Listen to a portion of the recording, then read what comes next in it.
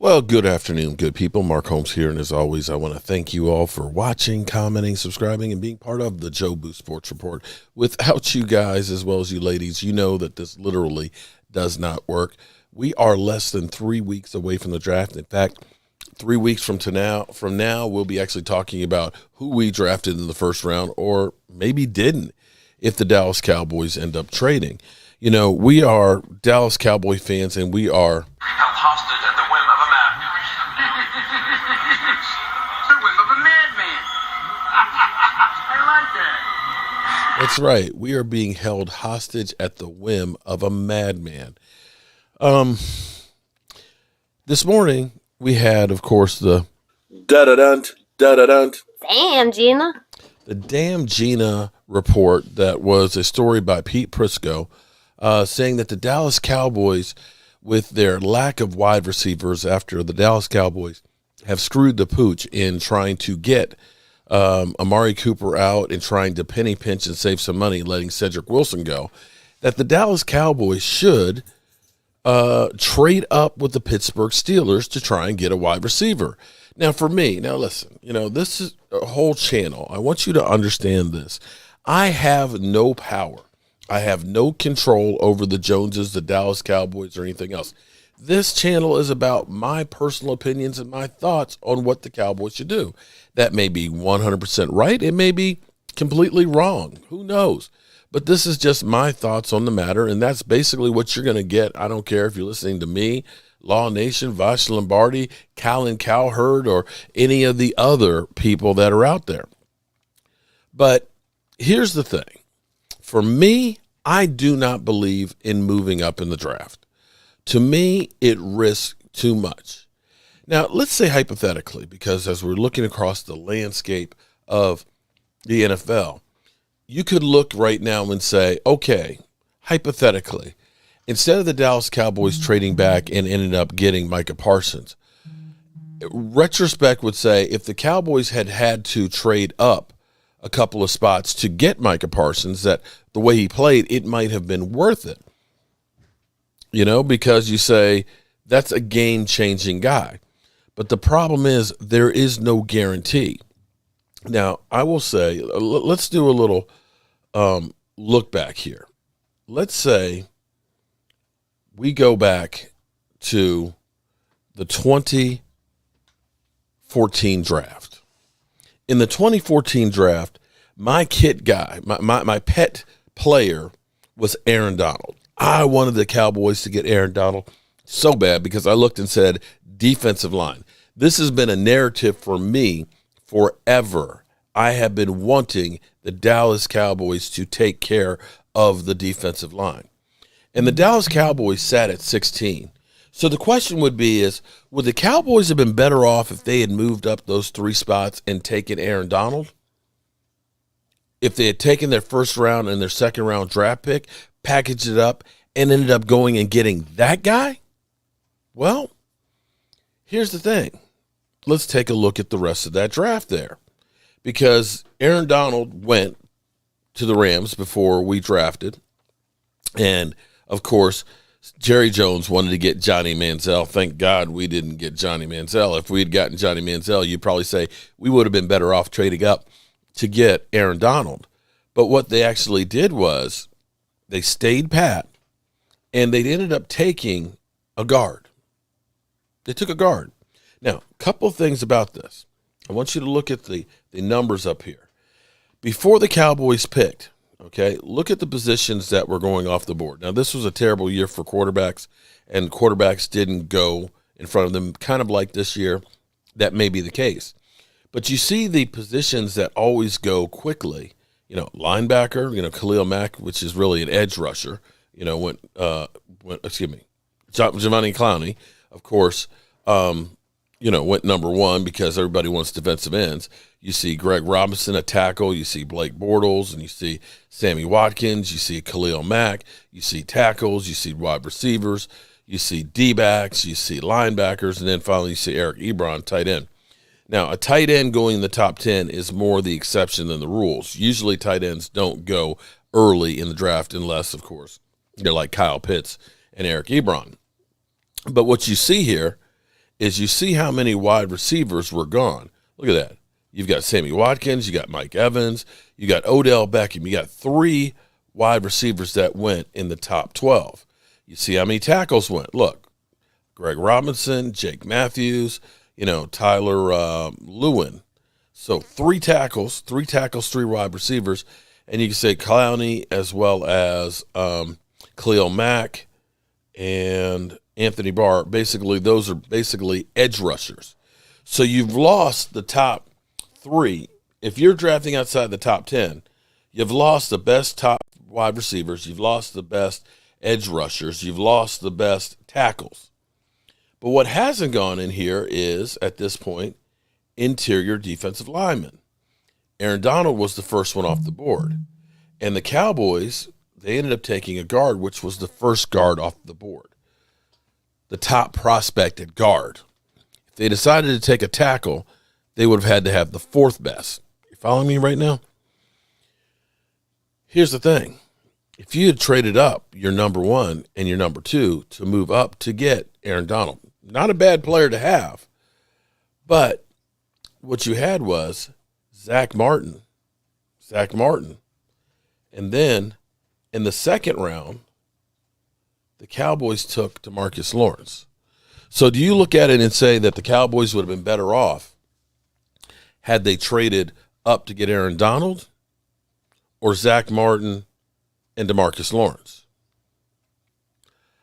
Aaron Donald is a generational player. I give you that, but I'm not sure that he's better than having Zach Martin, who will be a Hall of Famer, and D-Law, who had some pretty good seasons. I'm not going to say that he's the best overall. And even if we say you could have gotten away with, a later pick, we didn't have a 3rd-round pick that year. We had a 4th round.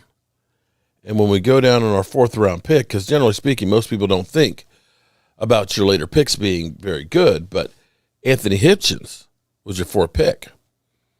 So when you listen to, the talking heads saying, the Cowboys should move up if they end up giving up their 1st-round pick, okay, which could be a Zach Martin, and then you say a 4th and a 5th-round pick, well, it could have been an Anthony Hitchens. And I could argue and say that Anthony Hitchens would have been better had they held on to him instead of letting him go. But let me give you another example on, this is a case where we stood pat, and you see what we ended up getting in the draft. Zach Martin, D-Law, Anthony Hitchens. That's a great draft. It wouldn't have, I wouldn't have said it wouldn't have been a great one without Aaron Donald, but let's be clear here. We did pretty good on that draft. Now let's go to the 2012 draft. And here's what happened to us then.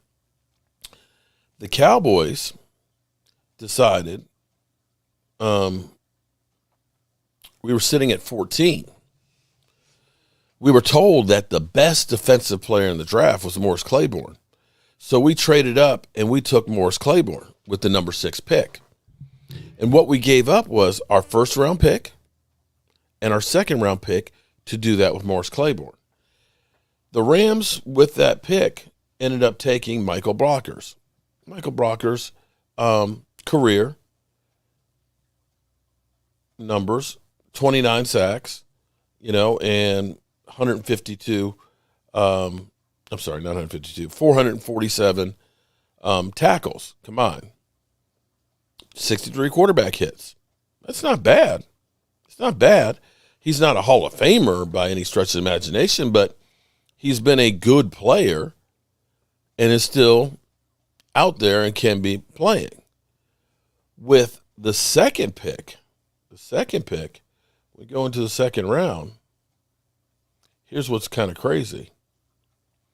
Alshon Jeffries was the pick that we had. Now, just hypothetically, Alshon Jeffries, statistics, he didn't play last year, but, you're talking about a guy who's got 475 receptions, 6,786 yards, 46 TDs, and so on.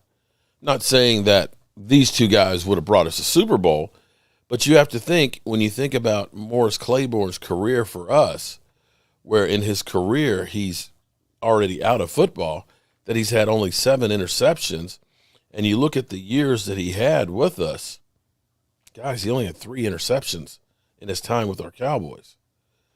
And you look at the tackles, it's not that impressive. He stayed injured. You could look and say the Cowboys would have been better suited had they stayed put. But poo-pooing, let's go back to this. Poo-pooing these second and third and fourth round picks. I want you to understand something here. You see Alshon Jeffries right here, right? Okay? That was the position that we were in. Of course, we could have drafted anybody that was behind us. I want you to look where 2 spots behind us, what was drafted? Bobby Wagner. So when you say, let's move up, the problem is you're not only risking a gamble on that guy that you figure is going to be the guy. You don't know.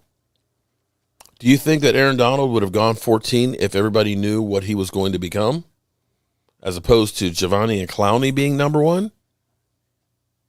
If you knew Aaron, if you could have gone into the future and said, and looking now where Giovanni and Clowney is versus Aaron Donald, would you still say Clowney was the number 1 pick and Aaron Donald's the 14th?